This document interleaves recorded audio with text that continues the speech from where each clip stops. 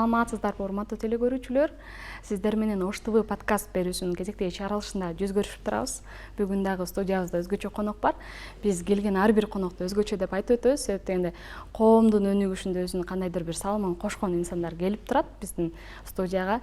Дал ошондой инсандардын бири мен мынтип айткым келип атат. 100 жылда бир жаралчу инсан. Тез кабар медиа компаниясынын негиздөөчүсү, бир канча YouTube каналдардын ээси, алдыңыздарда Атакул Жалилов. Кош келдиңиз. Кош келдик. Ассаламу алейкум. Кандайсыз негизи? Жакшысызбы? Денсаулыктарыңыз? Пай-пай. Сиздин тренд жараткан сөзүңүз бул пай-пай. Негизи эле биздин теле көрүүчүлөрдүн көпчүлүгү жүзүңүздү көрбөгөн болсо дагы сөзсүз түрдө үнүңүздү уккан болуш керек. Дал ушул бүгүнкү сиздин кенен өмүр баяныңыз жөнүндө таанышабыз деген ойдомун. Бирок бир канча интервьюларыңызды көрүп чыктым, баарын эле айтып өтүптүрсүз. Анан кантсе дагы биздин теле көрүүчүлөр үчүн өзүңүздү кыска бир катар тааныштырып өтсөңүз. Мен эми катардагы эле жаранмын. Өзүмдү мээнеткечмин деп ойлойм. Теле тармагынан чыккам. Кесибим боюнча инженер энергетикмин. Бирок ошо окууну ал жакта бүткөн менен теле тармагында, маалымат тармагында акыркы жылдары 5-6 жылдан бери блогерлик тармакта өзүмдүн ишмердүүлүгүмдү жүргүзүп, эми мындан ары мени Кудай буйруса бизнесмен катары көрөсүздөр. Көпчүлүгүндө маалымат жок да, себеп дегенде эмнеде мынтип айтып жатам, сизди алгачкы жолу видеолоруңузду көрүп жүргөндө аябай кызыгып жүрчүмүн да, ушул мырза кандай адам болду экен деп, анан үнүңүздөн көпчүлүгүнө элес келет, бир салмактуу, бир чоң кишинин элеси келет да. Мен ошондой элестеткем, кийинчерээк жүзүңүздү көргөндө ушулбу деп таң калгам.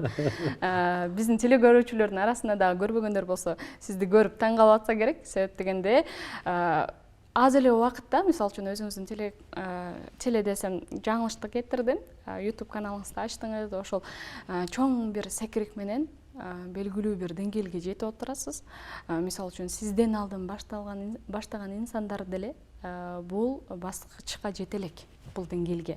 Мисалы үчүн ошол эле телеканалдар тармагында деле бир канча телеканал бар. Кыргызстан боюнча биринчи орунда ээлеген, бирок ошолордун дагы катталуучулары 2 миллионго жетпейт десем болот да. Сиздики жакындап турат.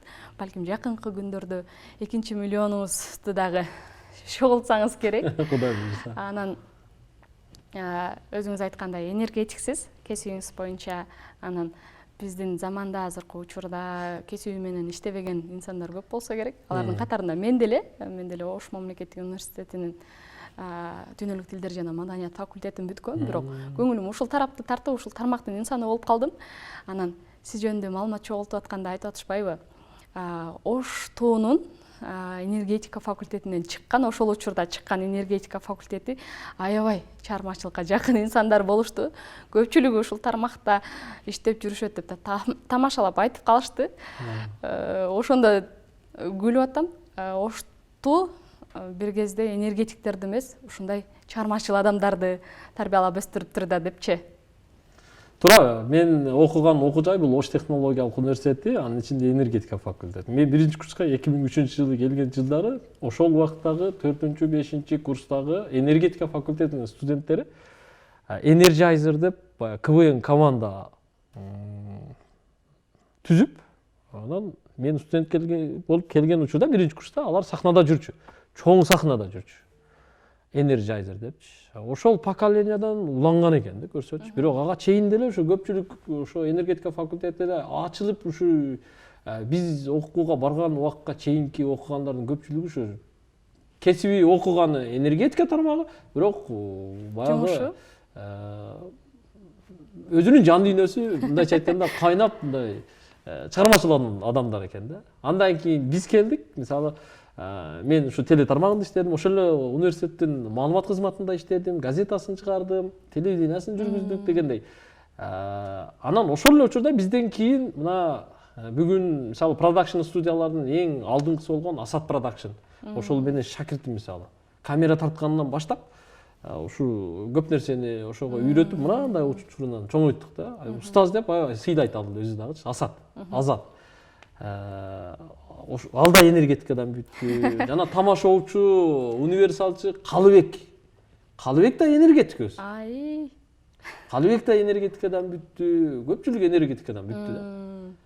Андан кийин бир топ мына теле тармагында иштеген, ушул эле Ош-ТVда иштеген силердин мисалы техникалык кызматкериңер Эркин Бакиров. Ал дагы биз чогуу иштечүбүз. Көп нерсени чогуу жасачубуз да.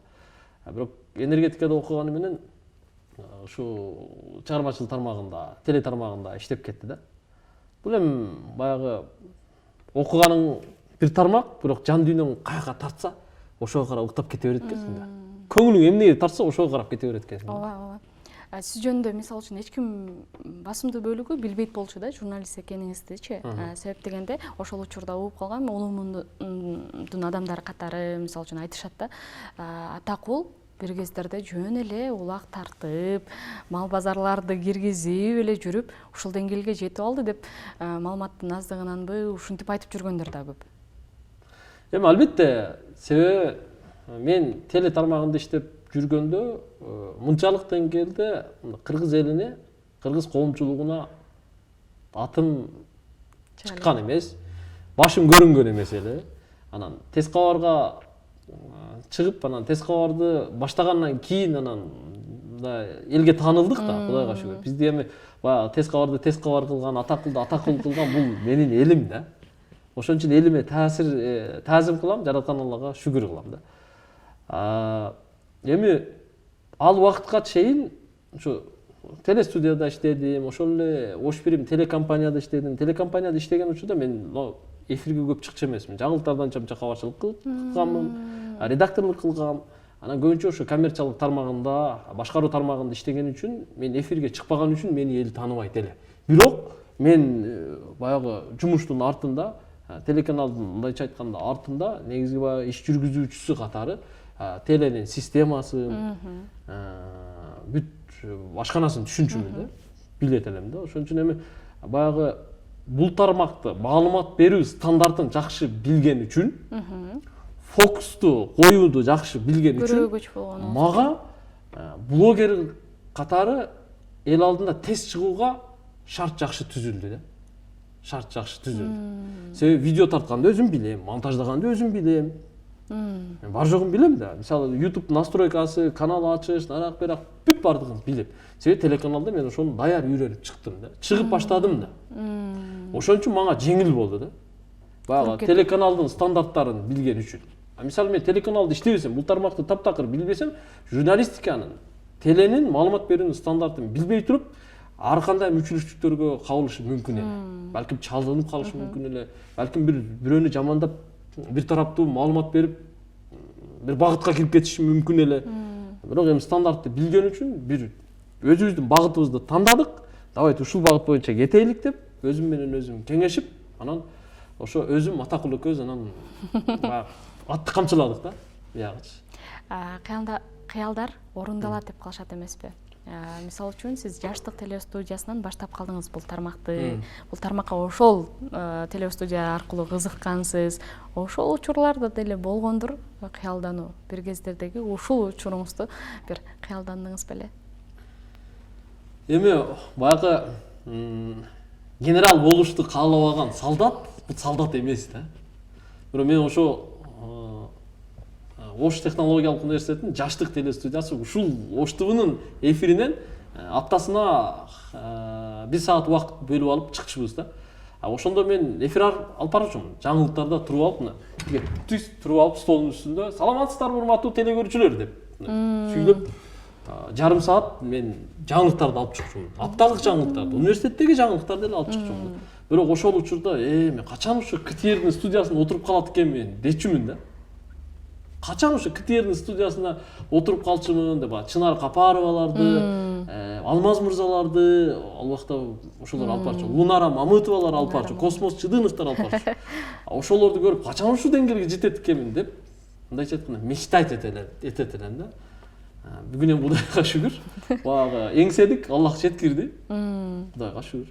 Негизи мынтип айтышат го, билимдин эрте кечи жок депчи. Анан мен буну менен айткым келип атат, ийгиликтин деле эрте кечи жок экен. Аллахтын берген учурда жылдызың жанып, тез таңылып кетсең болот экен. Аны мисал катары сиз мисал үчүн ар бир баштап жаткан эле инсандыкы мындай шер тегиз жолдо кетпейт жумушу, бирок албетте сиздин бул кылган иштериңиздин артында терең көз менен карасак мындай көп эмгек жатат, бирок ошолордун катарында ийгиликтүүсүз, ийгиликтүү инсансыз. Көз тийбесин.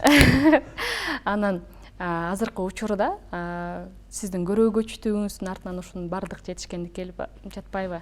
Анан баарына эле белгилүү тез кабарды сиз алып чыккансыз, кандай баштан өткөргөн күндөрүңүздү башка жактан берген маектериңизден билдик.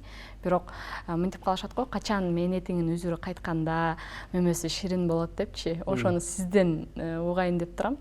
Бул тармакты баштаганыңызга тактап айтканда 5-6 жылдын 5-6 жыл жүзү болду. Мына мээнетиңиз кайтып, мөмөсүн жеп турасыз. Кандай экен? Кудайга шүгүр, эми мөмөсүн эми татып баштадык. Даамын эми сезип баштадык да. Даамын. Кудайга шүгүр. Ал дегени мен буга чейин мисалы ошо мен ошо тез кабардан тапканымды тез кабардын кайра өзүнө чаптап эле балдарды жумуш менен камсыз кылып, аларга айлык берип дегендей, ашканын үйгө ташып, бир аз курулуш кылып дегендей жаман болгон жокпуз. Бирок ошо бул эми телеканалды же болбосо бир ошо маалымат берүү тармагын иштетип кетиш бүгүнкү күндө кыйын маселе да. Кыйын маселе. Мисалы менин командамда 10дон ашуун адам бар. Командамда. Бардыгы Кудайга шүгүр бүгүнкү күндө бардыгы баягы штатта, бардыгы болбосо да көпчүлүгү да штатта, соцфонд налогторубузду төлөйбүз бардыгыбыз. Айлык акы берилет дегендей. Мыйзамдуу. Негизи тез кабар 2019 жылы расмий түрдө Юстиция министрлигинен теле радио компания катары каттоодон өткөнбүз да. Өзүбүздү теле радио компания катары сезебиз. Только эфирге гана чыкпайбыз да. Телевизоргочу, только интернет тармагында эле иштейбиз. Эми ал дагы максатыбыз да бар, менин максатым да бар. Бирок эми бир телеканалды жүргүзүү, жок дегенде 20 адам менен, 20 сотрудник менен телеканалды жүргүзүү бул миллионду чапчыйт айына. Жок дегенде 500 миңден миллионго чейинки сумманы чапчыйт да. Ишти жүргүзүп кетүү оңой эмес. Мисалы кабарчылар эле мен баш болуп 5 кабарчы болсок, 5өөбүздө тең iPhone. Бүгүн биз iPhone менен тартабыз. iPhone'ду алайын десең жок дегенде 100 миң сом да. Ооба. 100 миң сом. Штативиң бар, анан баягы кызматтык унаалар бар. Мисалы канчалаган расходторубуз бар. Мындайча айтканда, баягы тез кабарды өзүн өзү мындай чаптап эле, мындайча айтканда өзүн өзү камсыз кылып, бир аз өнүктүрүп, техникалык жабдуу жасап дегендей, филиалдарыбызды ачып, балдарга жакшы айлык берип, ошентип жүргүзүп келдик. Анан акыркы 2 жылда Кудайга шүгүр бир аз баягы өзүбүздүн турак жай маселелерибизди чечкенге, өзүбүзгө дагы жакшы жашоого шарт түзүүгө бир аз болсо дагы мындай чекесинен ажыраттык да. Кудайга шүгүр. Анан ошого айтканым биз эми даамын сезип атабыз депчи. Ал дегенимдин экинчи себеби бул тез кабардын артынан мен келечекте ушул тармак аркылуу чоң бир ийгиликтерди жаратышым керек. Чоң бир жетишкендиктерге жетишим керек. Бизнес кылышым керек. Эң биринчи керек. Ошол курулуш тармагында, соо тармагында, авто тармагында дегендей. Ушу бизнес кылууга убакыт келип жетти да. Убакыт келип жетти. Азыр эми 1-2 бизнестердин чекесин баштадык буюрса, даамын эми сезебиз дегеним ошол да. Тез кабар аркылуу бизнес ачып, өзүбүздүн бизнести элге жеткирип, соодабызды күчөйтүп дегендей. Албетте баягы өзүнүн жолу менен, адал жолу менен дегендей. Азыр өзүңүз айтып калдыңыз, бир нече филиалдарыбызда дагы ишчилер иштеп жатат деп, мисалы үчүн канча адамды жумуш орду менен камсыздап келесиз? Андан сырткары аймактарда штат кечиресиз. Биздики тез кабарда штатка кирбегендерди, стажерлорду эске алганда 15 чакты адамбыз. 15 чакты. Штатка киргени бир 10, өзүмдү кошкондо. Бишкекте филиалыбыз бар. Бишкекте 4-5 бала иштейт. Ал жакта дагы ошо оператор, монтажер балдар бар, кабарчы бала бар. Ошол балдар дайым иштейт. азыр мына ушул деңгээлге жеттиңизби? Мисалы үчүн сиз нөлдөн баштап өзүңүздү кураган адам катары, атыңызды брендке чыгара алган адам катары, мисалы үчүн тез кабарды чакырып баардык эле адам азыр жардама тартылып калган учур. Же сөзсүз түрдө ар бир жарнамада сиз сөзсүз болушуңуз керекпи? Жөн эле сиздин кол алдыңызда иштеген балдар деле барып тартып кетип жатса керек. Же болбосо төлөмдөрү бир аз бөлөкпү? Балким сиз барсаңыз башка суммада төлөйт, анан сиздин колуңуздагы балдар барса, аларга такыр башка суммада жарнамага төлөп калышабы? Эми атакул өзүң келип жарнама кылып берчү дегендер 50-50 да. 50-50. Ушундай принципиально, жо мен сага ыкылас кылдым, сен өзүң кел дегендер бар. Эми аларга макул, өзүм барса өзүм барайын, бир аз күтүп калышыңыз мүмкүн. Убактым жетсе бүгүн бара коем, же азыр бара коем деп ишин бүтүрүп берүүгө аракет кыласың. Бирок мисалы мен Бишкекте жүргөндө Ошто кайсы бир объектти жарнамалаш керек болсо, тезирээк тарта коюш керек болсо, анда мени күтпөй эле, мен сапарда болуп калам, Бишкекке кеткенде ал жакта 10 күн иштейм да. Буяка келгичем күтпөй эртерээк бүтүрүп жибериш керек болсо, анда биздин кабарчыбыз, мисалы мен Ошто менин ордумда чыга турган Сыймык Шамшиев деген өзүм кесиптешим, шеригим бар. Ошол барып тарта берет. Бишкекте мен Ошто жүрүп калганда, Бишкекте Мырзыбек деген жигитибиз бар, ал тартат. Баткен аймагында мисалы ушу объекттер чыгып калса, шашылыш болсо Максут деген жигитибиз бар. Москвада Бердиш деген жигитибиз бар. Таласта Жомарт деген жигитибиз бар. Ушул балдар менин ордума чыгып тарта берет да. Бирок эми сиз айткан баасында биз мындай меники кымбатыраак, балдардыкы арзаныраак деген принципти койгон эмесмин. Эмне себептен? Эми ал ошол жумушту балдар да жасайт, мен да жасайм. Жумуш экөө бир эле да. Ошол бир капка буудайды алар да салат, мен деле салам да. Жумуш экөө окшош эле, бир эле. Алар деле ошондой мээнет кылат, мен деле мээнет кылам да. Бирок ал жерде мындайча айтканда мен бир аз башкачараак ракурс менен, башка сөз менен айтышым мүмкүн. Тиги Сыймык башка сөз менен айтышы мүмкүн. Бирок баары эле бир тез кабардан чыгат. Мен балдарымдын, өзүмдүн ушу кол алдымда иштеген шериктеримдин даражасын менден ылдый койбош үчүн, мен алар менен бирдей болушум үчүн баам да бирдей да. Бир эле тез кабарга чыгып атса, эмне үчүн Атакулдугу кымбат болуш керек? Атакул сүйлөсө эле кымбат болуш керек, Сыймык сүйлөсө арзан болуш керек. Жок, экөө бирдей боло берсин.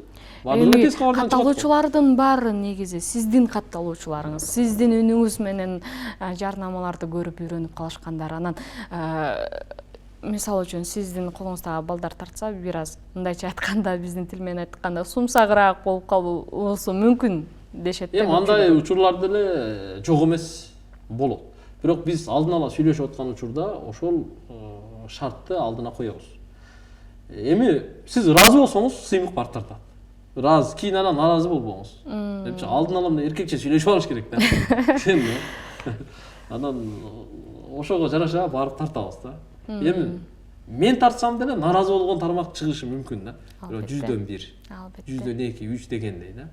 Эми биз мисалы телеканал тармагы деле, башка ким реклама кылса деле, Россияда Первый канал Останкино реклама кылса деле, рекламада кепилдик жок. Эч жерде рекламада кепилдик жок да. Кепилдик мисалы соодаң жүрүп кетет, мынанча клиент келет, мынандай просмотр болот деп, кепилдикти ким берет? Биз пенде катары кантип беребиз? Кантип кепилдик бере алабыз? Жараткан Аллах. Алдын ала мисалы чалат да бизгечи. Тартырайлы деген, макул, тартып берейли, барып бизнесиңизди, ошо бир жерде ачыпсыз, ошону магазиниңизди чагылдырып берейли. Канча просмотр болот дейт. Анан каяктан билем? Канча просмотр болушун, туурабы? Канча адам келет, канча адам звонок кылат дейт. Атыргүлдүн сизге звонок кылышын мен каяктан билем? Туурабы? Наркытта Карасуда жүргөн Жаныбектин сизге чалып, сиздин магазиниңизге келишин мен билбейм. Аллах пешенесине жазган болсо келет. Болбосо келбейт. Бир адам чалбай да коюшу мүмкүн. Бир адам келбей да коюшу мүмкүн. Реклама это риск. Ооба. Туурабы? Телеканалга берсеңиз дагы результатын сурабаңыз. Останкиного Первый каналга берсеңиз дагы Россияга барып результатын сурабаңыз дейм да. Биз чын ыклас менен жарнаманы жасап беребиз, калган Алладан да. Туура. Негизи сиз менен ушул маекти белгилөө үчүн аябай күттүк десем болот. Анткени сиз менен 2024-жылдын декабрь айында маек куралы дегенбиз. Ошондо байланышканыбызды айттыңыз. Мен азыр жаңы жылдын алды такыр бошобойм. Андан кийин жаңы жылдан кийин тарталы дедиңиз. Жаңы жылдан кийин байланыштык. Анда дагы бошобойсуз. Дээрлик 2 ай күттүк. 2 айга барып калды күткөнүбүзчү. Анан мындан улам тамашалагым келип жатат сизге. Сиз менен жолугушуу үчүн дагы алдын ала кезекке турушубуз керекпи депчи? Эми убакыт деген убакыт. Анан баягы эл кызматка чакырат. Алдын ала баягы жумуш графигиңди түзүп аласың. Бүгүн эртең эмне кылам деп максатыңды коюп албасаң, ал жумушту жүргүзүп кетиш кыйын да. Эртеңки максаты жок адам билбейм ал кандай адамбыз. Ошон үчүн биз алдын ала баягы планды түзүп алабыз да. Мен мисалы жумуш планым 1 апта 10 күн мурда эле алдын коюлат. Биздин менеджерлик кызмат бар, ошо менеджерибиз съемкаларды белгилеп, түз чалып менен өзүм менен байланышкандар дагы ал менеджер менен кеңешип дегенде жумуш графигибизди тактап алабыз. Анан кимдир бирөө мисалы бүгүн обед кылайлычы, могу жерге барып самса жейличи, сөз бар эле десе, досум, бир тууганым, кечиресиң, күндүз эмес, кечинде жолукпайлыбы? Шамдан кийин. Түнкү саат 3кө чейин урушат. Таң аткыча. Таң аткыча баняда экөөбүз чогуу болобуз керек болсо дейм да. Бирок күндүзгү убактым бул эми элдин аманаты. Мен элге кызматтамын дейм да. Ошон үчүн силер башта биринчи эртең менен чакырдыңар, мен эртең менен келгенден бир аз убактымдан кызгандым. Кече чакырдыңар эле, мен съемка коюп алгандым, андан келе албадым. Анан кечкиге макулдаштык, азыр келдим эми. Анда мен өзү бул суроону бергим келип атат. Негизичи Атакул мырзанын күн планы кандай болот жана мындан билсек болот экен, сиз бошобойсуз да, такыр бошобой жатасыз. 2 айдан бери күтүп атабыз, сиз менен маек курабыз деп. Анан мындан билсек болот, жарнамаларга түшкөн жарнама көп түшөт экендигин билсек болот. Анан орточо эсеп менен айта аласызбы, айына биз мынча жарнама алабыз, мынча жарнама чыгарабыз деп, мисалы үчүн толук бир нерсени айта албайсыз, бирок орточо эсеп менен. Эми орто эсеп менен күнүнө 3-4, көп болсо 4-5 жарнама жасайбыз. Бул мен шериктерим кошкондо. Өзүңөр билесиңер, жарнама иши да оңой эмес. Маалымат даярдоо өзү да оңой эмес. Мисалы, кечки жаңылыктарда телеканалда 3 мүнөттүк сюжетти жасоо үчүн бир оператор менен бир журналист саар менен ушу планеркадан чыгып съемкага кеткенден баштап кечки саат айдоочу менен биргеликте. Айдоочу менен биргеликте. Үчөө убара болуп кечки саат 7ге даяр кылып 3 мүнөттүк сюжетти, текстин жазып, анын монтажын кылып, анан редакторго өткөрүп бергенге чейин канча бир 7-8 саат убакыт өтүп кетет. 3 мүнөттүк сюжет үчүн. Анан биз мисалы съемкага барганда убакыт көп кетет, аны кайра тартасың.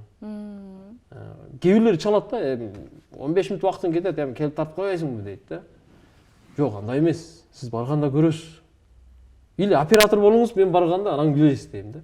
Себеби бүгүн биз мисалы бир объектти 3 кеминде 2 жолу кайра тартабыз. Эмне үчүн? YouTube'га биринчи тартабыз. YouTube'га эми мындай горизонталдык форматта чыгат да. YouTube'дун өзүнүн форматы бар. Мисалы, YouTube'га мындайына тартасың. TikTok менен Instagram'га кыскараак форматта тикесинен тартасың да. Формат бири-бирине туура келбейт. Мисалы, бир заводду барып тартып калдык. Туурабы? Ооба. Анан барып заводду биринчи бүт кыдырып чыгасың, көрүп чыгасың, таанышып чыгасың. Анан ориентир алып алгандан кийин анан тартасың. Себеби алдын ала бир аз болсо да маалымат алып албасаң, реклама берген тараптын көңүлүндөгүдөй жарнама болбой калышы мүмкүн. Туурабы? Туура. Ошон үчүн биз алдын ала объекттерди көрүп таанышып алабыз. Кайеринде эмне бар? Болду. Значит, бул. Алдын ала мен вообще билбеген тармак болуп калышы мүмкүн да. Ошон үчүн алдын ала мындай ориентир алып алабыз. Ага убакыт кетет. YouTube'га өзүнчө тартасың, ага убакыт кетет. Анан TikTok өзүнчө тартасың, ага убакыт. Instagram'га өзүнчө тартасың, ага убакыт. Stories, статус деген нерсе бар. Ага өзүнчө тартасың. Анан сүрөттөрүнү тартабыз. сүйлөшүүлөр жүрөт. Эртең менен баштаган съемкаң обедте зорго бүтөт. Анан чыгасың, обед кыласың, пешин намазы болот, мешитке кирип намаз окуп антип чыкчаңда саат 2 болот. Түштөн кийин дагы бир съемка кылсаң күн батат да. Шуну менен 2 съемка. Бүгүн мен мисалы эртең менен Жаңыбудалык деген айылдан обедке чейин, саат 1ге чейин бир үй тарттым. Сатыла турган үй. Обедтен кийин сүйлүктүү көмүрүн сата турган бир точканы таптым. Бүгүн күнүм ушуну менен өттү. Ушуну менен мен шамга жакын офиске келдим да. Бүгүнкү күнүм ошентип өттү мен. Күн деле ушундай да. Негизи мынтип калышат го, тааныштарыңыз көп да, сиздин да чөйрөңүз чоңойгон деген сыяктуу, анан 5 мүнөттө жөн эле тартып берип койчу деп жакындар тарабыңыздан бекер суранычтар болсо керек, тез эле сизде дагы. Жок, болот эми, мисалы тааныштар чыгып калат. Кээде тааныш эместер чыгып калат. Бекер сурагандар болот эми, баягы кээде көңүл үчүн, муктаж болсо жардам үчүн, кээде жакындык мамилең үчүн акысыз кылып берген учурлар 10-1, 10-2, ал сөзсүз түрдө. Сөзсүз түрдө. Таанышыңбы, жакыныңбы, ал муктажбы, ал жумушун эми баштап атабы, балким акча жактан кыйналып атабы, ошого жараша биз мындай эмеге барабыз да. Уступкага барабыз дегендей да. Негизи мынтип айтып калат го, мисалы үчүн мен деле кээ бирки жарнамаларга үн коштоп берүү үчүн 5-10 мүнөт убактым кетет, сиз айткандай кайра окуп чыгасың, басымда ар кайсыл бөлүгүнү берип көрөсүң деген сыяктуу да. Анан бир пикер жасап бересиң. Анан кийинкисин дагы айтат, анан мен убактым жок эле же болбосо бошобой жатам десем, айтышат да, 5 мүнөт ком, эмне болуп атасың дешипчи.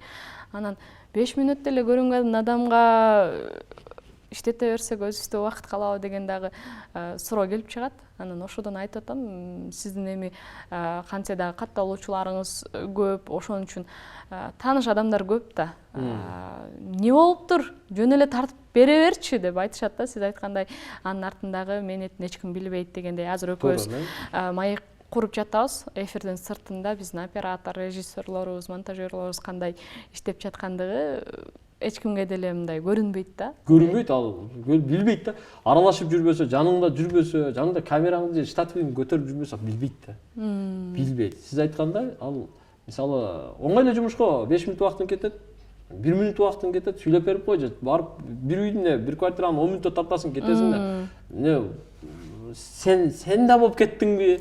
Убакыт ажырата албай калды дегендер жок эмес. 10-1, 10-2. Бирок эми кээде мындай принциптер да иштейт. Бекердин ашы татыбайт дегенчи. Чынын айтканда, кээ бир адамга бир бекер кылып бересиң, 2 бекер кылып бересиң. Бирок үчүнчүсүндө өзүңдүн ишиң түшкөндө сени карабай койот. Анын да кызматынан кээде ишиң түшүп калат да. Өзүңдүн кызматың түшкөндө сурасаң бекер кылып бербейт, кылып бергиси келбейт, же болбосо же качат дегендей. Ушундай адамдарды көрүп атабыз. Бирок кызматын кылып бересиң, а эртең саламга келбейт. Бизде ушундай мүнөз бар эмеспи? Ушундай адам баласы жылкы мүнөз келебиз деп иши бүткөн соң тээп коймой адаты бар деп айтышат. Анан кийин карап туруп мындай жагдайга жараша иш кыласың да. Бирок эми Кудайга шүгүр ынсап менен эле. Ынсап менен эле. Анан тааныштар чыгып калат, достор чыгып калат, тууган урук чыгып калат, кесиптештер чыгып калат. Бүгүн эле мисалы Жаңыбудалыктан үй тартып келдик дебедим. Ошол Жаңыбудалыктан 5 миллион сомго үйүн сатып коюп атат. 4 бөлмөлүү үй экен. Россияда 5-6 жыл иштеп салган үй экен. Бирок боорун алмаштырыш керек. Үйүн ошон үчүн сатып коюп атат. Индияга операцияга барыш керек экен.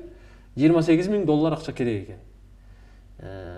3 күндөн бери ошолорду чакырып атты.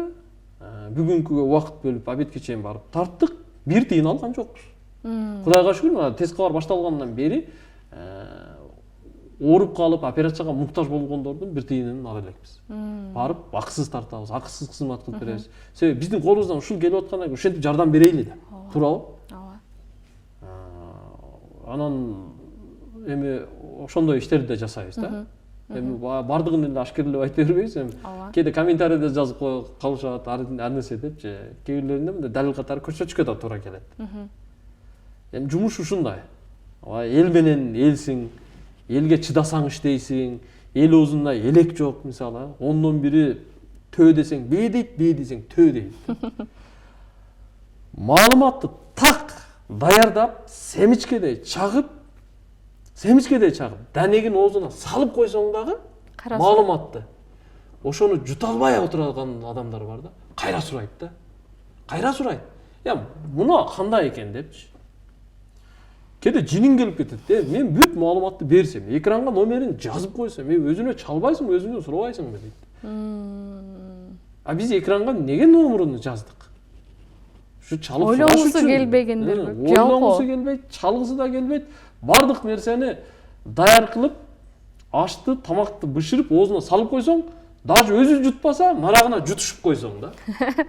Пай деп айтып атсаңыз да кайра чалып сурашат кандай экен деп. 10дон бир ушундай да чыгат. Эми ар ким ар кандай, бирок баягы кээ бир адам айткандай, бардык эле комментарийге, бардык эле адамдарга тең эле берсең, андай ишиң жүргүзбөй коюшуң керек, иштебей коюшуң керек, жөн эле жүрүшүң керек да. Эми чыдасаң иштейсиң дегендей. Бирок кээ бир комментарийлерге мындай реакция кылып коебуз. Мынтип айтып калышат го, көп жашаган адам эмес, көптү көргөн билет депчи.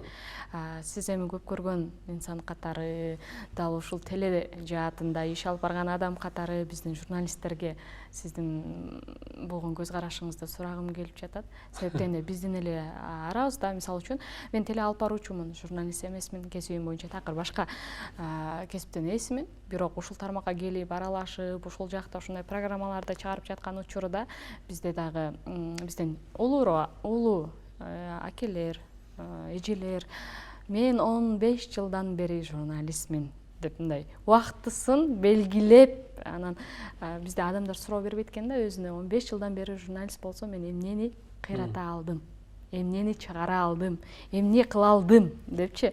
Анан ушундай журналисттердин кемчиликтерин дейинби, кандай сиз сырттан караган адам катары, өзүңүз ушул тармактын адамы катары же сунуш катары эмне деп айта аласыз? Мен ойлойм, бүгүн менин кесиптештерим мындай жакшы эле иштеп атат. Кудайга шүгүр. Эми жанагы эле айткандай 50-50 да. Өз жумушуна так адамдар бар, өз жумушуна так эмес адамдар бар. Максаты бар адамдар бар, максаты жок адамдар бар. Жөн эле айлык үчүн иштеп аткан адамдар бар. Генерал болгусу же болбосо ушу Ош ТВга же КТРКга же ЛТРге директор болгусу келбеген адамдар бар. Жөн эле иштейт болду. Айына 20 000 сом же 30 000 сом айлык алса болду. Эртең менен келди, жумушта бармын, жетекчиге көрүнүп койдум. 3 мүнөттүк сюжетимди берип койдум, болду. Башка телеканалдын, ошол компаниянын башка кызыкчылыгы таптакыр кызыктырбайт. Ушундай адамдар да бар. Жумасына бир эфир чыгарып коет. Жумасына бир эфир чыгарып койгон кесиптештер да бар. Сиз айткандай, мисалы, мен 30 жылдан бери иштейм, мен 20 жылдан бери иштейм, балки мен 10 жылдан бери иштейм. Мен ордум ушу телеканалда, меники мындай болуш керек деген дагы эски принцибин кармаган адамдар да бар, жок эмес. Ушундай чын көңүл менен өмүрүн, убактысынын көпчүлүк бөлүгүн телеканалга арнап иштегендер да бар. Мисалы, мен ошондой элем да. Мен аялым менен көп урушчумун. Башында себеби мен өзү баягы үй бүлөдөгү планымды экинчи кезекке коюп, ушу жумушумду биринчи кезекке коюп, мындай жашаган, иштеген адам экенмин да. Телестудиядан баштап кийин Ош Бирим телеканалда, университетте иштегенде деле ошондой элем да. Түнкү саат 2-3-тө кетчүмүн. Мага эмне зарыл дейм да. Анан ошентип жүрүп көп нерсени үйрөндүк да. Үйгө барып 4-5 саат уктайсың, кайра эле эртең менен көзүңдүн чылпагын арчып, бет колуңду жууп, курсагыңды тойгузуп, кайра эле жумушка саат 7-де келип каласың. Ошентип мага окшоп иштегендер дагы телеканалда жок эмес да. Бирок телеканалдар көпчүлүк учурда ошону менен сакталат. Ошондой адамдар мененчи. Баягындай ишине кайдыгер адамдардын кемчилигин ошол адамдар жабат. Минусту плюс толуктайт дегендей да. Ушундай адамдар жок эмес, бар. Бар, мында карап, мисалы мен Оштубга келип, мисалы бир апта силер менен кошулуп иштесем эле кимдин кандай иштегенин көрө алам да, алакаңга салгандай көрө алам да. Ким жумушуна кандай мамиле жасап атат. Себеби мен Ошбирим телекомпанияда иштеп жүргөндө аткаруучу директор элем, жетекчилик кызматта 60-62 адам иштечүмүн. Кимдин жумушка кандай мамиле кылып атканын мен көз алдымда көрүп турчумун. Анткени жетекчимин.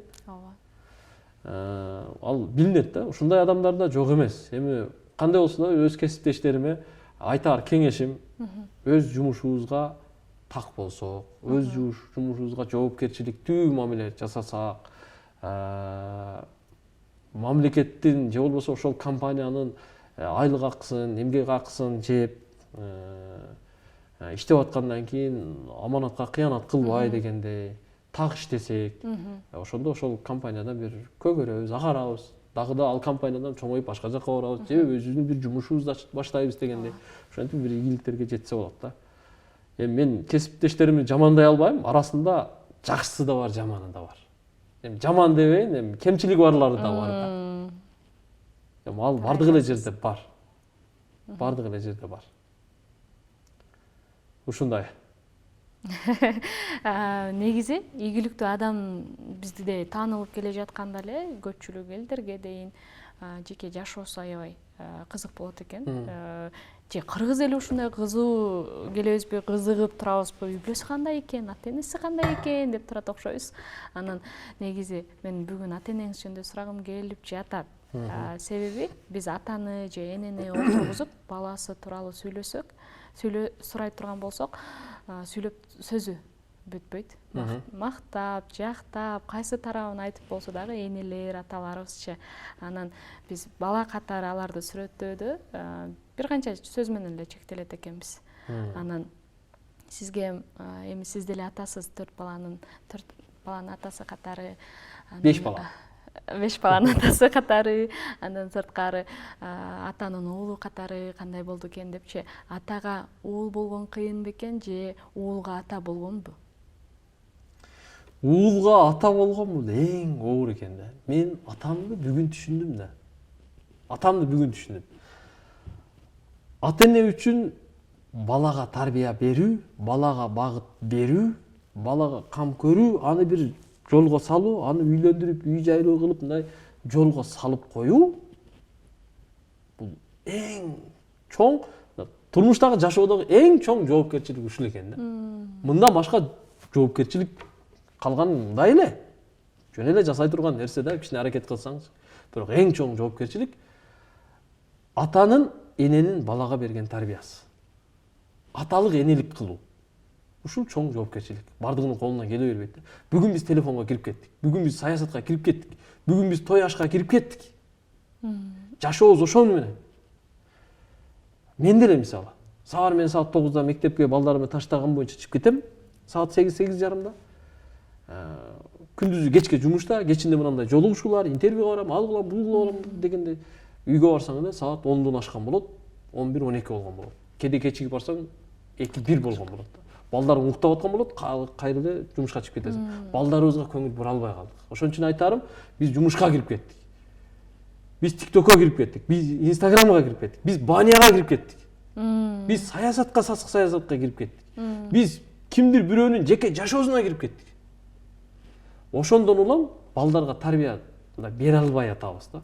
Мен бүгүн мисалы ачык эле айтайын, балдарыма татыктуу тарбия толук бере албай атам деп ойлойм. Ошон үчүн аялыман көп суранам да. Көп дуа кылам. Аялыма ушу келинчегиме күч-кубат берсин. Келинчегимден тарбиялап атат депчи. Бүгүн менин балдарымды 70-80% тарбиялап аткан бул менин келинчегим. Ал кандай тарбия берсе, эртең балдар ошого жараша болот. Эми бала атаны көрүп кантип өсөт? Атанын жүрүш турушу, сүйлөгөн сөзү, жасаган ишин карап эле өсөт. Бир-эки кеп кеңеш эле айтып берип коесуң, болду. Калганда ата бул үйдө эмес да. Негизинен баланын жанында болор 70-80% бул эне, апа. Ошон үчүн тарбияны дагы апа энеден көбүрөөк бала күтөт, же болбосо жоопкерчилиги апага көбүрөөк жүктөлөт. Мен апаларга мына жүктөп салгым келбей атат, бирок менин тажрыйбамда ушундай да. Бирок Кудайга шүгүр эми балдарым бүгүнкү күндө мына келинчегим, эки чоң кызым 5 убакыт намазда, Кудайга шүгүр. Машалла. Балам 3-класс, ал да 5 убакыт намазда. Келинчегим 5 убакыт намазда. Андан кичилерим эми кичине, эң кичинеси эмчекте. Кудайга шүгүр биз жамаат менен намаз окуйбуз. Эми баягы каада салт сана, үрп адатты, ак менен караны, адал менен арамды балама, кыздарыма айтып деп эле келатам. Бирок эң негизгиси ошол намазды үйрөткөн дагы, түз жүргөндү дагы, улуу менен саламдашканды дагы негизинен үйрөткөн ал менин келинчегим. Себеби энеден көп нерсе балага өтөт да. Себеби ал кайсы убакта эненин ичинен башталат. Тарбия эненин ичинен башталат.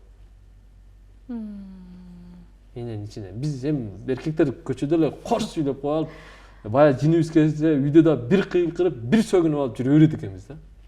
Туура. Ошон үчүн айтарым, бүгүн ата эне үчүн эң оору бул баланы тарбиялоо, балага убакыт бөлүү, баланы бала кылуу, кызды кыз кылып тарбиялоо бул ата эненин эң чоң жоопкерчилиги.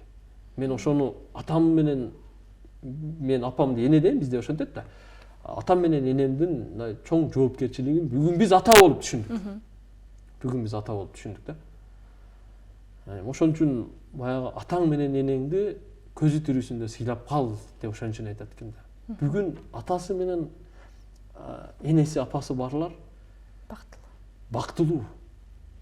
Бактылуу. Шунчалык бактылуу. Мен бактылуумун, атам, апам 6 сан аман, Кудайга шүгүр.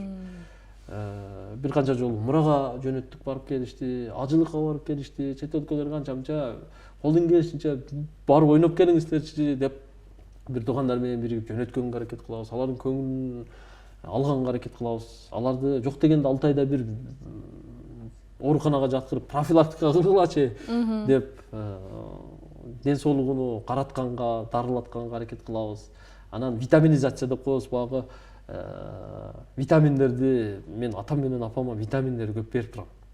Себеби бүгүн биз баягы көп химикалык заттар аралашкан тамак аш менен тамактанып атпайбызбы? Мен тамактанганы менен жетиштүү витамин кире бербейт да. Кошумча витамин ата энеме берип турам да. Ушул нерсени карап турам. Себеби аларда витамин жетиштүү болсо оорубайт, узак жашайт дегендей. Эми ата энени ошон үчүн көзү барда сыйлап кал. Көзү барда ойнотуп кал, аларга сый көрсөтүп кал дегендей. Бизде бирок мынтип келген коноктордун бирөөсү монтип айтып эле, мээрим ылдыйды көздөп багат экен депчи. Бир нерсе жесең дагы балам жесе экен дейт экенсиң, атам жесе экен дебейт экенсиң, апам жесе экен дебейт экенсиң депчи. Анан сиз чет мамлекеттерге байма бай чыгасыз, атам көрсө экен, апам көрсө экен дедиңизби?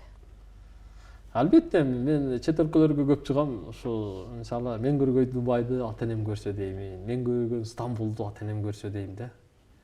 Мен көргөн Каабаны ата энем көрсө деп биринчи, ата энемден биринчи барып ошо эки Каабанын алдында ыйлап дуа кылып, анан кийин ата энеми жөнөтүп, батасын алып дегендей. Ушундай кылдык да. Бүгүн да менин неме мындай алдымдагы планымда мен ата энемди бир жылда бир жолу сөзсүз түрдө өмүрүнүн аягына чейин чет өлкөгө, кайсы бир өлкөгө тандап алып жөнөтөм. Максат койгом да. Быйыл 2025, Кудай кааласа эртең жаздын келиши менен мен ата энемди бир өлкөгө жиберем. Буйрус. Ата энемди. Күчүм жетсе кайната кайненемди кошуп дегенде, Кудай буйрса. О 3-4 жыл мурда беле, 3 жыл мурда беле атам, энем, кайнатам, кайненемди Түркиянын канча шаарына апарып ойнотуп келдим эле. Адилеттүүлүк менен атаңды, энеңди, кайната, кайнен төртөө мага бирде. Ошо аларды ойноткубуз келет, ошолордун батасын алыбыз келет да. Эртең ошол сый урмат биздин балдарыбыздан. Биз бүгүн ата энебизге кандай мамиле жасасак, ошону көргөн бала эртең бизге ошол мамилени жасайт да. туурабы? Ата энеге жасаган мамилеңди балаңдан көр дейт да ошон үчүн. Ооба. Билбегендер үчүн айта кетейин, Баткен областынын Лейлик районунун конусуз. Анан 23 жашымда үйлөнгөм деп айтып турсуз бир интервьюда. Анан эркек бала жаш болбойбу экен, анан жубай тандаганда дагы белгилүү бир талаптарын коюп алат го. Анан азыркы үйлөнбөй жаткан жаштарга дейинби, турмушка чыкпай жаткан кыздарга дейинби, сиздин сунушуңуз, мисалы үчүн, келинчегиңиз, жеңем өзүңүздүн эле жердешиңиз экен. Эмне үчүн эркектер сөзсүз түрдө башка аймактан жакшы көрүп атса дагы өзүнүн жердеши чыгып кала турган болсо, ага башкача мамиле, башкача сый урмат, анан ошол өзүнүн жердешине көп ооп кетет. Менин практикамда, мен ачыгын эле айтайын. Менин практикамда, жашоомдо мен өзү бул лейлектик болуп, только лейлектен же Баткенден үйлөнөм деп ойлогон эмесмин. Алдын ала антип планда кылган эмесмин да. Эми ачыгын айтканда, ал өттү, кетти дегенде, нокаттык бир кыз менен сүйлөшчүмүн, балким нокаттан үйлөнүп калышым мүмкүн эле. Жалал абадтык бир кыз менен сүйлөшүп калдым, ага үйлөнөм деп жүрдүм, ага үйлөнбөдүм. Оштук бир кыз менен сүйлөшүп жүрдүм, ага үйлөнөм деп аттым, ага үйлөнбөдүм. Бирок бир күнү башым каты, эми окууну бүтүш менен үйлөнөм деп турсам, Тамада Аман Ибраев барбы? Ошол айтып калды анан, университетте мына деканатта иштеген сары кыз сенин жердешиң болот, ошону эле алып албайсыңбы деди. Көбүнчө ошол электен болобу десем, ооба. Тааныйм го ал кызды деп анан урган боюнча деканатка кирип бардым. Сен электен болосуң десем, ооба деп анан жылмайып уялып коет мага. Уялган эле жакты анан магачы. Жүрөгүң зырт этиптир да. Жүрөгүм зырт эти, сүйүү ошол жерде башталды да. Сүйүү башталды, ошону менен эле анан сразу эле сунуш кылдым мен. Давай экөөбүз сүйлөшөлү. Лейлектен мен үйлөнүшүм керек, короче дедим. Экөөбүз таанышып эле жүрөбүз го, бирок экөөбүз жакындан таанышпаппыз. Ал деканатта методисттин жардамчысы болуп иштечү, мен телестудияда иштечүмүн. Ошентип эле баягы кесиптеш катары кирип чыгып жүрчүбүз. Бирок ал да студент, мен да студент. Студент убагыбызда экөөбүз тең жумушка кирген экенбиз да. Бирок аны кайсы жерлик экенин билбейт элем. Ошентип эле аны табышып алдык. Мына жашсыз, бирок сизге ушул айым, ушул кыз жакшы жубай болуп бере алат деген ишеним кайдан келди, же болбосо бир сизге жаккан мүнөздөрү, мындай адамды билсең болот го, мамиле кылганда, сүйлөшүп олтурганда, эми албетте көргөндө билбейсиң, бирок мамиле кургандан кийин биле баштайсың го, ошондой сырларын айтыңызчы. Мен таанышкандан кийин эле сразу сунуш кылдым, жолугушууга чакырдым. Кафеге алып бардым, бир машинам бар эле, машинама салып алып, анан бир-эки шаарда айландырдым дегенде, гүл алып бердим. Ошентип тилин таптым да. Анан баягы сүйлөшүп көрсөң, анан билесиң да.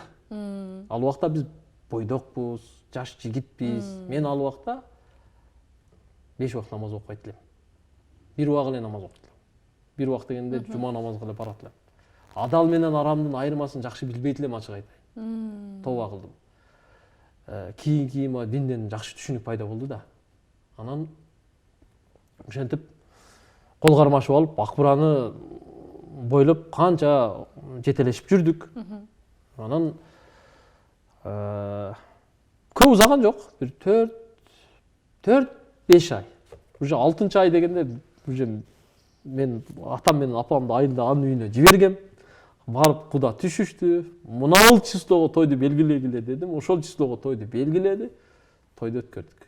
Атам менен апам Кудайга шүгүр, али менин эмеме чечимиме эч каршы болгон эмес да. Анан эми сүйлөшүп көргөндө деле, мисалы, өмүр бою жашай турган адам менен сүйлөшүп көргөндө, мамиле кылганда билесиң да. Бирок ошол 4 ай сүйлөшөсүңбү, 1 ай сүйлөшөсүңбү, 3 күн сүйлөшөсүңбү, 1 жыл сүйлөшөсүңбү, үйлөнө элекке чейин. Эми баары сынап көрөсүң да. Ал мени сынады, мен аны сынадым дегендей. Кантип сынадыңыз? Эми ар түрдүү суроолорду берип көрөсүң дегендей. Туурабы? Сынап көрөсүң да баары бир. Таза але чоң пранктарды өткөрбөйсүң, бирок эми сүйлөшүп көрөсүң да. Сизге өзгөчө жаккан сапаты? Мага сапаты сабырдуулугу. Мен аялымдын, келинчегимдин сабырдуулугуна тан берем да. Сабырдуу, токтоо. Анан мындайча айтканда мээнеткеч. Мээнет кылат. Кудайга шүгүр. өзү дыйкандын, карапайым кишинин кызы. Мен кайын журтумдагы аябай мындай жакшы үй бүлө да, көз тийбесин. Жакшы үй бүлө. Жакшы үй бүлөнүн, жакшы атанын, жакшы апанын кызы. Аманат кылып алгам, Кудай кааласа 5те да чогубуз. Бирок мына үй бүлө жаатындагы адистер көпчүлүк айтат экен, сиз мисалы үчүн 10 жылдан ашуун үй бүлө курганыңыздарга 10 жылдан ашуун убакыт болуп калды. Бирок алгачкы 5 жылдыкта, алгачкы 10 жылдыкта бир эки адам бири биринин адаптациясы дейбизби? Сөзсүз түрдө мындай учурлар болот экен да, же нары болушат, же урушуп талашкан. Эми ал баягы казан аяк кагышпай турмуш болбойт да. Сөзсүз түрдө урушасың, бир урушсаң бир жумага чейин тартышкан учурлар деле болду. 10 күн бири бири менен сүйлөшпөгөн учурлар деле болду. Эки башка комнатада жашап жүргөн учурлар деле болду. Эми ал бардыгы эле үй бүлөдө болот да. Бүгүн бирок Кудайга шүгүр 5 балалуу болдук, андай учур чаанда кездешет. Бирок андай болгондо отуруп андай түз отуруп эле кеңешебиз да. Кудайга шүгүр. Мурда эми мен бир дүңкүйүп койчумун, ал өзүнчө бир дүңкүйүп койчу, ошентен бири-бирибизди башында түшүнө албаган учурлар деле болгон. Эми бардыгы эле үй бүлөдө боло турган эле нерсе. Бирок эң негизгиси сабырдуулукта да. Бири-бирине туура түшүнүүдө. Бул турмуш оюнчук эмес. Оңой эмес. Турмуш курдуңбу? Никеңе бирөөнүн кызын алдыңбы? Айнымай жок. Жоопкерчилик мойнунда. Бул жоопкерчилик. Никеде мен ошо паланча кызы түгүнчөнү никеме алдым деген молдонун алдындагы сөзүң бул акыретке чейинки жоопкерчилик. Бул оюнчук эмес да. Бул аманат да. Анын сурагы бар. Аны мына көздүн карегиндей сакташ керек. Гүлү солуп калбаш үчүн кандай кыласың? Ушул сыяктуу да. Эми мындайча айтканда ортодо сүйүү болуш керек да. Кудайга шүгүр эми. Биздин жашоо жакшы. Ооба, сиздерге бакыт каалайбыз. Өмүрүңүздүн акырына чейин каармашкан колуңуздар эч качан ажырабасын. Анан буга чейинки интервьюларыңызда баарында эле 4 балам бар, буга чейин өзү 2 уул 2 кызды болсом экен дечү элем дегендериңизди көрүп калдым. Анан азыр 5 балалуумун деп айтып калдыңыз жаңы катары. Анан мамлекетибизде дагы акыркы учурларда жаңы закондор кабыл алынып, 5 балалууларга мынча миллион акча берилет, 7 балалууларга мынча сумма акча берилет дегенге сиз дагы аябай каалап турган учуруңуз окшойт. Пайгамбарыбыз саллаллаху алейхи ва салам мен үммөтүмдүн көптүгү менен сүйүнөм деген. Мен үммөтүмдүн көптүгү менен сыймыктанам деп айткан да. Бүгүн биз көбөйүшүбүз керек. Улуттук азчылык бизде эми башталышы мүмкүн да. Кудай сактасын. Кудай сактасын. Улуттук азчылык Европада качан эле башталган. Америкада качан эле башталган. Россияда башталган, бүгүн болуп атат. Улуттук азчылык коркунуч. Мисалы, канча 3-4 жыл мурда биз 6 миллион элек, бүгүн 7 миллионго чыктык. Союз таркаганда 15-16 миллион эли бар Өзбекстан, бүгүн 40 миллион. 40 миллион. Демек биз көбөйүшүбүз керек. Көп балалуу болушубуз керек. Анан бул жашоого келгенден кийин бир келесиң, бир кетесиң да. Көп балалуу болсоң, эртең өлсөң да артыңда шагырап бардыгы ыйдап турса, туурабы? Анан көпчүлүк болуп турса, бири-бирин колдоп турса турмушта, ошол да бактылуулук. Эми турмушта ар түрдүү жагдайлар болот. Мисалы, үй бүлөдө бирөөсү ооруп калса, таза ооруп, кыйналып калса, бирдеси болуп калса, канча бир туугандар көп болсо, көтөрө жардам берет, той өткөрсө да жардам берет, бир башына мүшкүл иш түшсө жардам берет дегендей бир туугандар. Биз улутту көбөйтүшүбүз керек. Биз көбөйүшүбүз керек. Биз үй бүлөдө көп болушубуз керек да. Ошондо ошол сыяктуу мен принцибим ушундай. Мен көп балалуу болгум келет да, мисалы 10дон ашуун балам болсо дейм да, бир 12. Ниетим 12. көп болсо дейм да. Эми аялыма Ниетиңизге жетиңиз, ниетиңизге жетиңиз, балдарыңыздын өмүрүн берсин, келечегин берсин, ошонун күнүн көрүңүз деп айтабыз. Кудай кааласа эми баягы эми аялыма күч кубат берсин, келинчегиме күч кубат берсин. 12 деп койгонбуз эми, билбейм, бешөө менен эле токтотоюнчу деп анча назданып коет, эми баягы күч кубат берсин. Ооба. Экөөбүздүн маегибиз дагы аяктап бара жатат. Анан эл арасынан угуп калдым. Ата кулга апа кул керек деп тамашалашып жүрүшөт. Сизге ушундай иштешүү максатында сунуш берип жүргөн журналисттер десемби, же ишкерлер, айым ишкерлер барбы? Бирге иштешели, сендей болуп чыккым келет, же сен менен иштешким келет деп. Бар, жок эмес, бар. Чогуу иштейли, иш барбы дегендер да бар. Эми бизде баягы жумуш орду, вакансия бул чектелүү да. Аны жумушка алып алгандан кийин эмне жумуш кылдырасың? Бирок бир өзгөчөлүк жаратышың керек, же болбосо аны айлык акы менен камсыз кылышың керек, ага шарт түзүп беришиң керек, анын баары чыгаша дегендей. Эгер бизде мисалы бизге туура келген, иштей алган, өзүбүз жумуштук принципиалдуулугу, ыймандуулугу, аманатка кыянат кылбагандыгы, мындай касиеттери болсо, андай адам менен иштешкенге дайым эле даярбыз, эгер өзүбүздө шарт болсо. Анан сиз айткандай баягы эл арасынан чыкпай койгон жок. Анан сиз апакул деп атпайсызбы? Апакул деп сизге Эрнис Бөрүбаев. Эрнис Бөрүбаев экөөбүз прикол тарттык эле. Позитив болуш керек да. Жашоодо дүңкүйүп эле же саясат сүйлөп, же бирөө жамандап эле только бир багытта карманып албай, мен мисалы позитив жашагым келет да. Сөздөн сөз чыгып атат да. Ооба. Позитив жашагым келет да. Жашоого келдиңби, жаркырап жаша. Жашоону жаркыратып жаша. Ушундай принцип да мендечи. Жаркыратып жаша дегендечи. Анан экөөбүз жолугуп бир ишти бүтүрдүк, анан чыккандан кийин битта прикол тартайлы деп, анан прикол тартабыз эле. Оператор, давай бияктан тартып койчу, аяктан басып келебиз, ортодо сөз бар деп эле. Басып келатып эле, чынча басып келатып эле, анан кийин прикол тартып койдук. Ал прикол эмне? Кээ бир көрбөй калышы деле мүмкүн да. Атакул кандайсың, жакшысыңбы? Ушу кумурскада иштеп эле жүрөсүң да, дейт да магачы Эрнис Бөрүбаев. Десе мен жооп кайтарып атам. Мен жүрөм, Кудайга шүгүр, эч жумушка жетишпей эле жүрөм. Ушу бир жардамчы алып алышым керек эле, ассистент алып алышым керек эле десем, анан шарт камерага карап эле Эрнис Бөрүбаев айтып атпайбы? Кыздар, кыз келиндер, Атакулга бир апакул керек экен деп атпайбы? Деп анан Атакулга баягы апакул деп уйкаштырып, анан апакул керек деп, бул апакул дегенден чыккан ошол болду. Анан кийин бир блогер кыздар мен апакул болуп Атакул менен иштешет окшойм деп бир карындашыбыз ошентип чыгып калды, окшош экен деп чыгып калды. Ошентип анан баягы апакул деген сөздүн таркаганы ошол болду. Эми ар ким ар кандай түшүндү.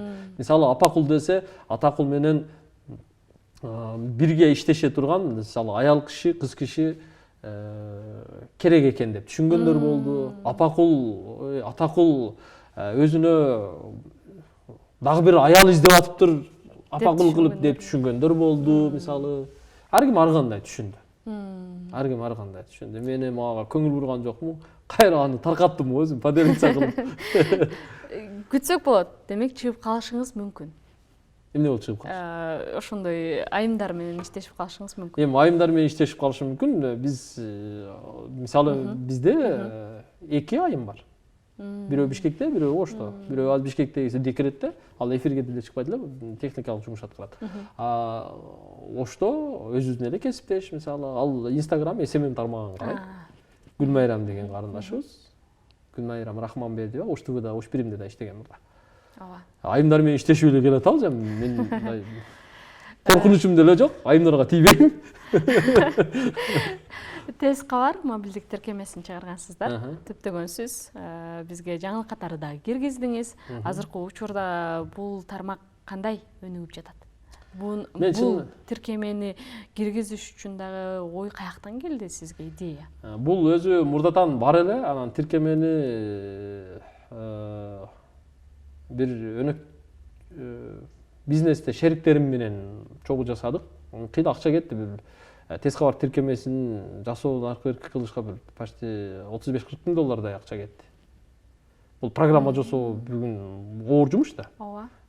Почти мындайча айтканда бир двухкомнатный квартиранын акчасы кетип калды ошол убактачы, 2-3 жыл мурда. Ал эми менин өнөктөштөрүм менен чогуу жасалды да. Пайдасын берип жатабы азыркы учурда? Жок. Бүгүн пайдасы жок. Себеби бүгүн тез кабар тиркемесине чыгарылып жаткан бир да рекламага акы төлөнбөйт. Бүгүн биз эл үйрөнсүн деп эле площадканы ачып койгонбуз. Ар ким каалагандай ошо тиркемеге туура келген маалыматты коюп рекламаларын жасап атат. Ал ар кимге ачык. Сиз деле көчүрүп алып тиркемени рекламага чыгара берсеңиз. Учурда сиз коюшуңуз мүмкүн да. Катталган адамдар мынча Ооба, бүгүн мисалы 50-60 миңдей адам катталды. Биздин катталуучулардын саны жок дегенде бир 150-200 миңден ашкандан кийин анан биз ойлонуп, кеңешип көрүп, анан бир бааны коебуз да. Мисалы, Лалафо сыяктуу эле, машина кейжи сыяктуу, хаус кейжи сыяктуу эле бир бааны коебуз. Бүгүн эле биз бааны коюп алсак, анда эл качып кетет. Бизнесте ушундай нерсе бар экен да. Бүгүн биринчи элди үйрөт, анан секин баягы платныйга өткөрсөң болот да. Мындай жеңил шарты менен. Себеби бардык нерсе бекер болбойт да. Бекердин ашы татыбайт дедим го. Биз ойноп жүргөн жокпуз да. Туурабы? Бул эми конкреттүү бир рекламалык бизнес, бул медиа бизнес дегендей. Бул эртең бүгүнкү жасаган эме продукцияңа эртең жемишин бериш керек. Кудай кааласа бүгүн мындай орто зар иштеп келатат. Кудай кааласа муну эртең күчөтөбүз. Буга да каражат керек. Себеби муну раскрутка кылганга бир менин өзүм күчүм да жетпейт да. Бул мисалы амбассадор кылып 3-4 баягы звездаларды байлаш керек. Аларга жок дегенде бир жылга сүйлөшсөң, амбассадор кылсаң эле бир адамга кеминде 10 миң доллар төлөйсүң бир жылга. Ага да каражат керек дегендей.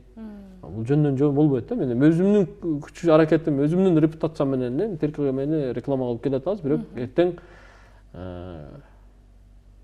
Кыргызстанда совсем звездаларды подключение кылабыз дейм. Буюрса, кудай кааласа. Биз да тиркемени жакшы иштетип кетебиз деген үмүттөмүн.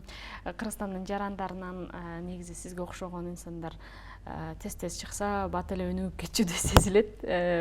Сиз айткандай мээнеткейсиз, эркиңиз жетет көп нерсеге. Анан биз тааныштар менен олтурганда, касташтар болобу, тааныштар болобу, туугандар болобу олтурганда бири-бирибизди тамашалашып калабыз. Сиз трендке чыктыңыз десем болот. Жанагы эч бир жаңылыктан артта калбаган сөзсүз түрдө арабызда бир инсан болот го. Тиги тез кабар каякта жүрөт экен деп ушуну тамашалашып калабыз да. Анан сиз алып чыккан сөздөр деле тренд. Сиз өзүңүз айткандай, охо сөзү же болбосо пай азыркы учурдагы аябай тренд да. Бир мындан бир 5 жыл кийин, балким 10 жыл кийин кайсы сөзүңүз тренд болду экен деп да ойлонуп жатабыз. Анан кайсы багытта кетесиз? Пландарыңыз балким телеканалды ачаттырсыз. Азыркы учурда эле бир нече YouTube каналдардын ээсисиз да. Азыр эми 5-6 YouTube каналыбыз бар. Анын ичинде ушу 3-4өөсү гана, 2-3өөсү гана мындай активдүү иштеп турат. Калгандарын дагы эми буюрса мындай жандантабыз. Анан келечекте биз эфирге чыгабыз. Телеканалга. Анткени максатым бар. Эфирге чыкпасак болбойт. Бир эле интернет тармагында эле жүрө бербейчи. Мисалы эми телеканалды ким көрүп, телевизорду ким көрөт эми, телевизор көрбөй койду деген менен телевизорду көрө турган аудитория баары бир бар. Биздин ушул учурдагы абалыбыздан Европа качан эле өткөн да. Корея, Япония, Америка качан эле бул этаптан өтүп бүткөн да. Блогердин көптүгүнөн такталбаган маалыматтардын интернетке, соц тармактарга көп чыккандыгынан улам эл кайсы маалыматка ишеништи билбей, аягында келип лицензиясы бар, расмий түрдө эфирге чыккан гана телеканалдарга ишенет, такталган маалыматты телеканалдан гана алат.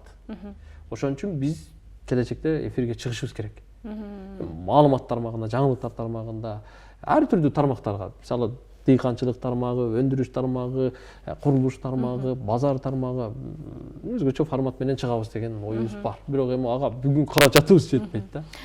Инвестор болуп бирөөнү телеканалга мындайча айтканда инвестор чакырып кылайын десең, эми ал балким бизнесмен, балким саясатчы, бирок ошонун тыйынын алып телеканалды ачып алсаң, анан ошонун ырын ырдашыңа туура келет да, албага туура келбейт. Азыр мисалы үчүн интернет желеси дагы аябай кенендешип барган. Сиз айткандай эле, сиз YouTube желеси аркылуу киришиңизди таап жатасыз. Instagram ошол эле учурда, андан сырткары Telegramдар бар, анан Facebook баракчасы и баарыбызга белгилүү TikTok. Бирок бир канча жыл алдын билебиз, TikTokко аябай каршы ой пикирлериңизди жазып келгенсиз. Кыргызстанда биринчи жолу мен ошол эмне себептен? Карасак, TikTok ошол учурда жанагындай стримдер менен жаштардын жосунсуз видеолору менен толуп баштады. TikTok биринчи эле ачылганда ошондой болду да, жана биздин ага-инелерибиз эмне болду? Жылаңачтанып чыгып алып, стрим кылып, конкурстар кылып алып, ар нерсе болбодубу? Эми ким кандай багытта иштетет? Ошол багытта жүргүзсө болот да. Сиз мисалы үчүн YouTube каналын кандай багытта иштетип жатасыз? YouTube'да деле ошол жоруктарды жасашым мүмкүн. Жок, YouTube'да ал жоруктарды жасаганга YouTube'дун алгоритми, YouTube'дун талабы жооп бербейт. YouTube'дун өзүнүн тармагы бар. YouTube'да стрим кыла албайсың, конкурс кыла албайсың, антип жылаңачтанып чыга албайсың. Эфирлерди өткөрсөң болот. Эфирлерди өткөрсөң болот, серьезный кылсаң болот. YouTube'дун өзүнүн конкретный талабы бар. Адамдын психологиясына, жаштарды бузууга мындай каршы турат да. YouTube'дун талабында. TikTok'то сәл ачык экен дагы, каалагандай конкурс сөгүшөсүңбү, бакырышасыңбы, ортого акча коюп ойнойсуңбу, не кылсаң дагы кылсаң боло берет экен да. Анан биздин жаштар киргенде да TikTok'ко бир аз не то формат менен кирип алды дагы.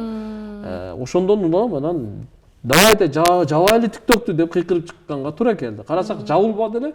Анан реклама тартканы барсаң, реклама кайка чыгат дейт да. YouTube'га чыгат, Instagram'га чыгат десең, TikTok'кочу дейт. Айласыздан рекламаларда TikTok'ко чыгарышка туура келди да. Анан TikTok ачтык да. Ачып анан бүгүн мисалы 400 миңге жакын катталуучубуз бар. Бирок только реклама, позитивдүү маалыматтар чыгарабыз. Анан ошентип башында кыйкырдык эле, бирок эми мамлекет колдоду, жапты. Бирок VPN менен баары элдин баары кирип эме кылып атат, көрүп атат да. Негизи TikTok'то популярдуулукту жаратуу бир канча оңой. Видеолордун тарашы, көрүү топтосу, анан ким кандай багытта колдонсо, ошондой багытта пайдасын алса болот деп ишенем. Андан сырткары убакыт деген убакыт экен. Сиз экөөбүзгө берилген убакыт да аябай чыгып баратат. Сиз менен маегибиз толук кандуу аяктабады. Буюрса дагы да болсо эфирлерден чоң жаңылыктарыңыз менен бөлүшкөнүңүздө жолугушабыз деп ишенем. Анан биздин Ош ТВ подкаст берүүбүздүн өзүнүн демөөрчүсү бар. Бул Барбол кондитердик компаниясы. Дал ушул компаниядан сизге белек катары ушул сертификатты ыйгарабыз. Дал ушул Атамекендик өндүрүштүк компанияны баарыбыз колдойлуу, өзүбүздө жасалат, айма майрамдык маанай тартуулайт. Сиз дагы балдарыңыз менен биргеликте ооз тийип дам сызып коесуз деген ойдо мына ушуну сизге белек катары беребиз. Рахмат. Болду да, эфир бүттү уже менен. Жыйынтыктабайлы туруңуз. Рахмат. Сиздерге дагы Барбол компаниясын сунуштайбыз. Барбол компаниясы дайыма адал, жаңы чыгарылат. Атамекендик өндүрүштүк компанияны колдоңуздар дейбиз.